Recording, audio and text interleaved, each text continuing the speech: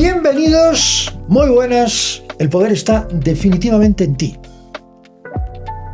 En el programa anterior, una toma de decisión que cambia completamente la vida, en este caso de César Dockweiler.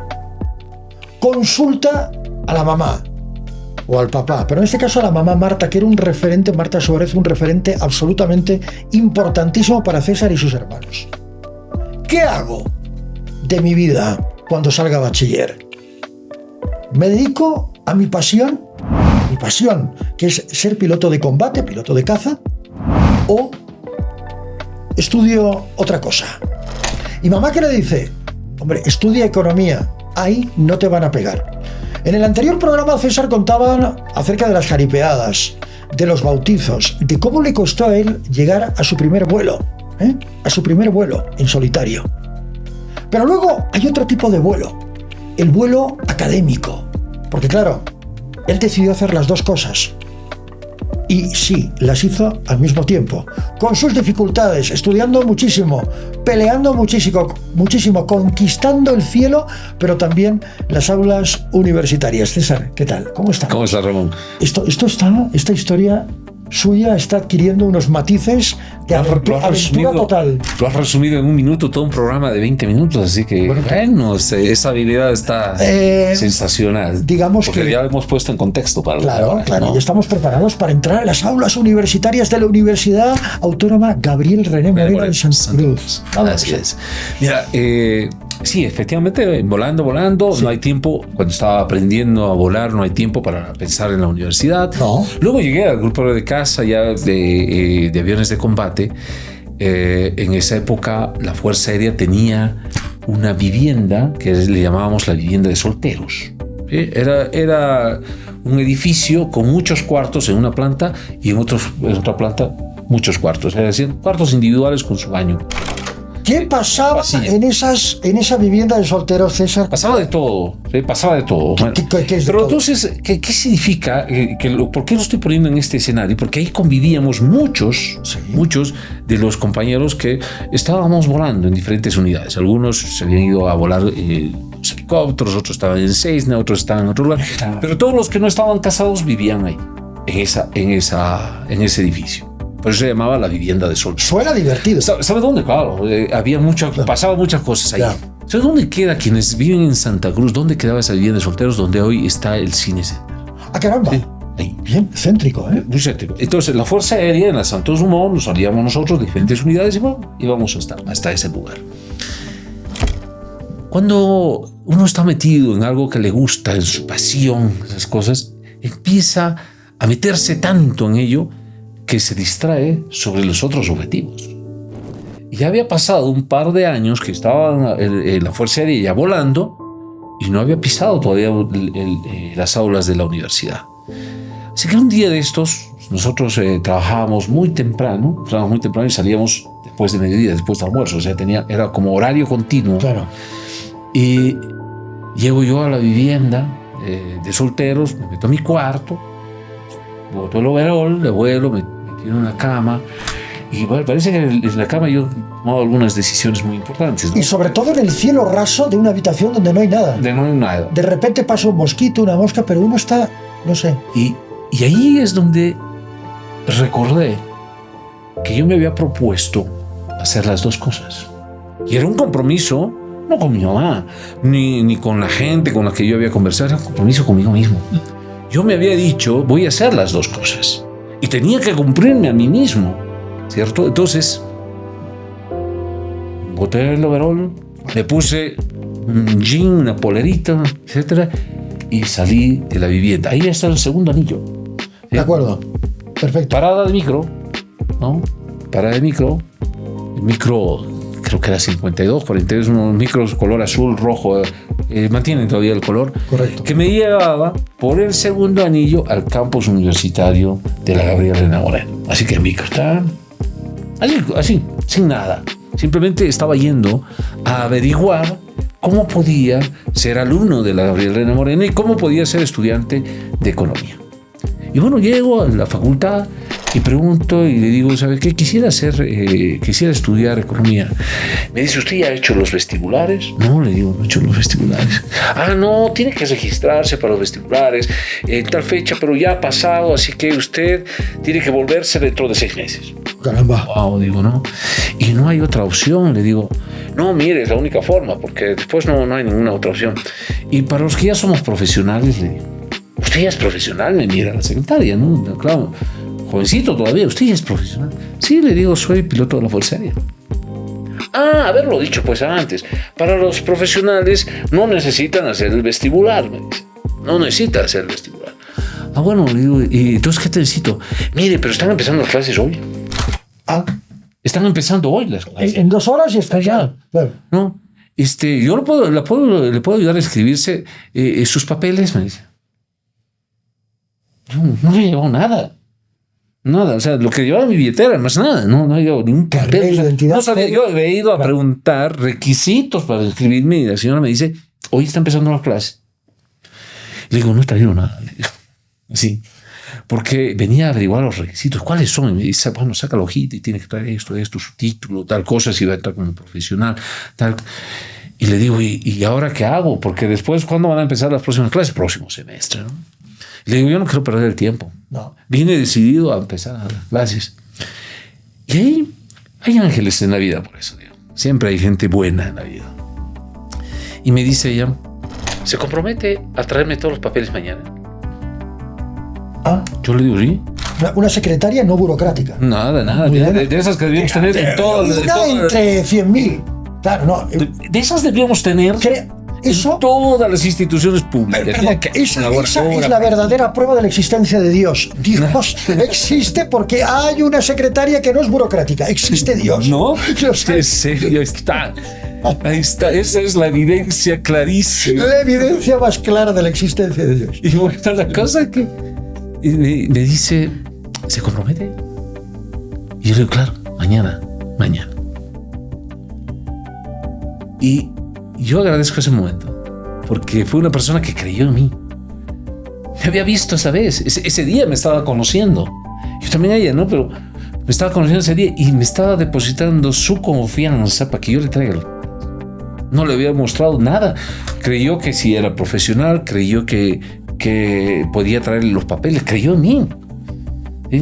A veces es importante este tipo de personas, ¿sí?, en la vida, pero lo más importante es que nosotros se lo reflejemos en otras personas, porque puede llegar el momento oportuno en el cual hay una persona como yo en ese momento que necesite que otra crea. Así que hay que creer en la gente. Yo sé que muchas veces nos pueden defraudar, pero vamos, démosle fe a la gente, creamos en la humanidad, porque así podemos darle la oportunidad a alguien que más adelante pueda hacer transformaciones importantes. Y así me ocurrió a mí. Así que ese día estaba inscrito. Estaba inscrito. Crucé la calle, me compré un cuadernito, me compré un lapicero, porque recuerdo, no había llevado absolutamente nada. Entonces tenía que cuaderno y lapicerito. Y a pasar clases. Y pasé clases, introducción a la economía, ya no me acuerdo cuáles eran las materias primeras, ¿no? Sentado ahí en un banco, era como estos cursos con ventilador, que todavía existen algunos en la Gabriela de Moreno. Un par de aulas que todavía están ahí, justo en el segundo anillo. Creo que mi aula todavía no la han tumbado, así que algún día creo que voy a ir a darme una vueltita por ahí. O a dar una clase. Mi primera aula. Y bueno, pasé por clases hasta 8 o 9 de la noche, ya no recuerdo el horario. Nuevamente salí mi cuadernito, mi lapicero, tomo un micro para volverme a la vivienda. Y claro, había una rutina que después de haber trabajado todos le hacían una siesta en la tarde y nos juntábamos más o menos 6 de la tarde para ir a ver qué vamos a cenar o qué vamos a hacer. El grupo, ¿no? Porque éramos como una familia. Los solteros. Y los solteros, me había de soltero. Y el único que había faltado a la cita era yo. No estaba, pues. Y cuando todos estaban ahí en el hall del ingreso, yo llego con mi cuadernito y digo, ¿y dónde has estado vos? ¿Qué pasó? Le digo, he entrado a la universidad. Estoy estudiando economía. ¿En serio? Sí. Nosotros también queremos estudiar. Sí.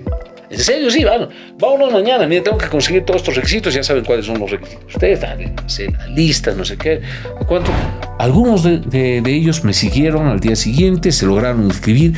Otros se inscribieron un semestre después, algunos un año después.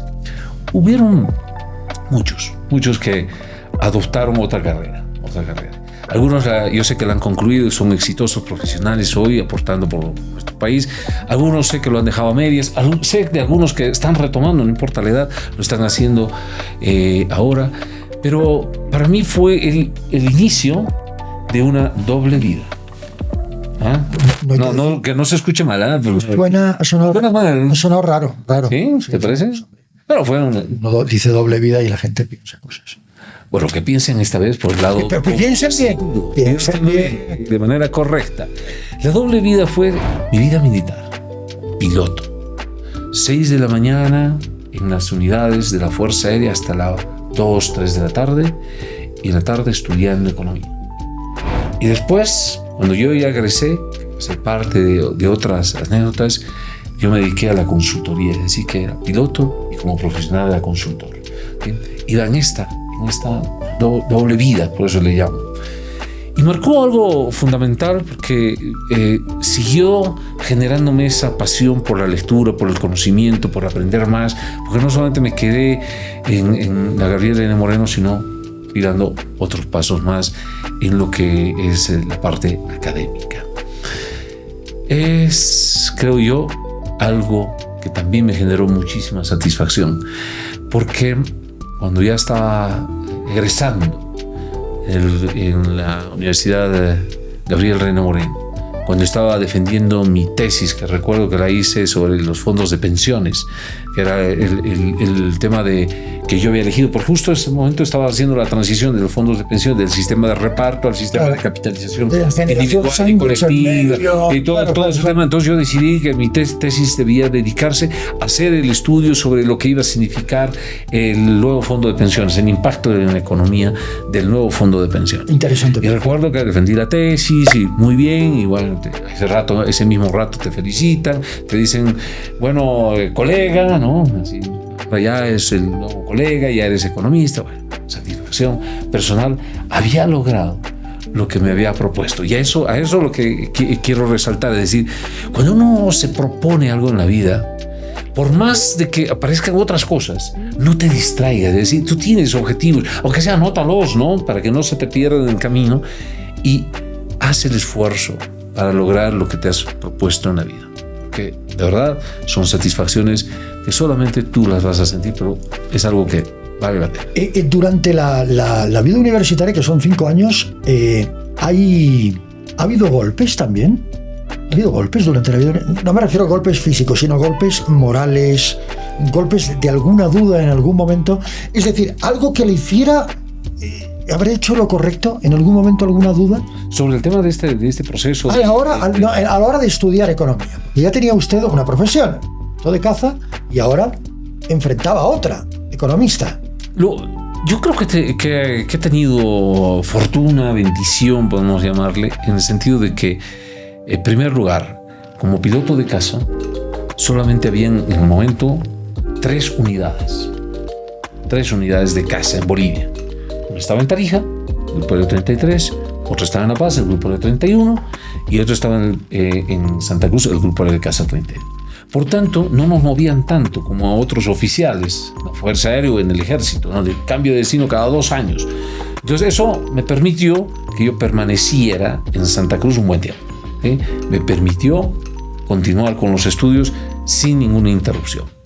Por supuesto que no es lo mismo estar en la universidad y solamente dedicarse a la universidad. Así que yo saqué la carrera en más tiempo. Así me tomó 7 años. Claro, a eso me voy. Sí, no es que fue claro, que wow. Claro. Y la voy a sacar en 4 años. Es que a eso me voy. Me tomó más tiempo. Exacto. Porque además había materias que solamente las daban en la mañana. Y yo trabajaba en la mañana. Claro. Y no podía sacar el permiso y no sé qué, una cosa. Y bueno, también hubieron oficiales que fueron mis comandantes que sabían que estaba estudiando. Porque trabajábamos, volábamos, una cosa, y algún rato que yo tenía el tiempo libre me veía pues con mis libros. Ven nomás. Una cosa aquí. ¿Qué estaba haciendo? Bueno, todo el mundo sabía que estaba estudiando, ¿no? Entonces llegó algunos momentos en los que tuve que pedir permiso, ¿sí? A cambio de voy a hacer guardia el fin de semana, me voy a dedicar, me voy a entrar sábado y domingo en vez de mi mañana para ir a pasar clases, ese tipo de cosas. O sea, no fue fácil poder, digamos, conjuncionar estas dos cosas. Pero fue dándose, ¿no? Al final, después llegó un momento en que casi todas las clases ya eran en la noche, ya no tenía mucho inconveniente en las mañanas, y ya se fueron acomodando las cosas hasta que se dio la situación de poder defender la tesis y ser economista, lo que había soñado. ¿Por qué economista? Lo vamos a contar en otra parte, pero me encanta los números que lo habíamos mencionado por un lado. Maldito Baldor. Siempre que pueda Maldito Baldor, lo digo yo porque hay diferentes perspectivas. Claro. Yo tengo derecho también a reivindicar mi negación total. Ese libro, Alberto Romperlo, debería haberme regalado, estaría por ahí. No lo sé, no lo sé, porque usted ya lo tenía en la mente y yo lo tenía en el abandono. En el exilio más absoluto. No, a mí me sirvió muchísimo Baldor, no solamente para la universidad, sino también para el colegio militar.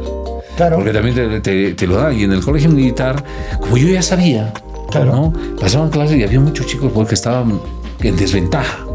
Entonces, los que estaban en desventaja, cuando llegaba la hora de ir a dormir, siempre el que estaba de turno, capitán, ¿no? Decía, ¿quiénes quieren ir a estudiar? Muchos, la mayoría, a estudiar. Y se iban a estudiar a las aulas. Y yo no pedía ir a estudiar. ¿Por qué? Porque yo no lo sabía. Entonces tuve una ventaja, dormía unas horas más para estar también despierto al día siguiente, y eso también creo que generó que pudiera estar entre los primeros del colegio militar. La economía, y lo sabemos todos, no, sobre todo un economista como usted, no son solo números, sí, ¿verdad? No. Son proyecciones, son mapeos, son estadísticas, pero sobre todo hay un alto componente social. Es interesante como una persona que lo tuvo todo, que lo perdió todo, no por culpa suya porque era niño, que tuvo que mudarse de Sorata a La Paz en la década de los 80, con todo lo que pasaba en este país en la década de los 80, la transición de las dictaduras a la democracia, con la crisis económica, con la UDP encima, con aquello de no remontar el vuelo de la economía durante muchos años, con el 21.060 después, con la reestructuración y Bolivia se nos muere, con la relocalización. Es decir, con todo eso, usted decidió ser economista. Es muy interesante. Claro, el panorama de la economía en Bolivia es muy complejo, ¿verdad? Que tuvo que venir gente de Harvard a darnos una receta para superar nuestra economía. Y luego más adelante veremos cómo no es necesaria la gente de Harvard, como nosotros tenemos profesionales en nuestro país que son capaces no solamente de tener una receta de economía, sino las soluciones para salir adelante. Pero eso será en otro programa. Tenemos un par de minutos, César, yo los quiero aprovechar muy, muy intensamente. Muy intensamente. El economista tiene un altísimo componente social. El niño que aprendió en la calle a hacer sus primeros negocios quiso en algún momento concretar negocios mucho mayores a partir de esa experiencia de caerse, de levantarse, de caerse, de levantarse hasta vender la primera bolsa. Esta pregunta nos lleva al siguiente programa. Sí, pero dejaremos a la gente picadita. Sin lugar a dudas. Dejaremos a la gente picadita. Cuando yo entré y decidí estudiar economía, lo hacía más por mi afinidad a los números. Porque decía, esta es una carrera que la veo que se puede aplicar mejor. ¿Sí? Pero grato fue el descubrimiento cuando estaba en las aulas de la Universidad Gabriel N. Moreno, al sentir de que efectivamente no me había equivocado en absolutamente nada al elegir esa profesión, porque no solamente es números, sino más bien lo fundamental es detrás de estos números lo que está, y es la sociedad. Correcto. ¿Cierto? Es la sociedad. La importancia de la economía y de la aplicación de los modelos económicos de Harvard, de MIT o de cualquier otro lado, o los hechos in-house, en casa, ¿sí? Se los tiene que medir no por los números, sino por los resultados y el impacto que ha tenido en la calidad de vida de la gente. Y eso es lo que quiero contarles después de cómo encaré un emprendimiento que fue una consultoría, una empresa de consultoría, pero orientada a proyectos que mejoren la calidad de vida. Pues el poder está en ti. Por hoy hemos terminado. En nuestro próximo programa, consultoría, pero consultoría con mucho fundamento, un fundamento total y absolutamente social. Gracias, César. Gracias a ustedes. Gracias, muchas gracias.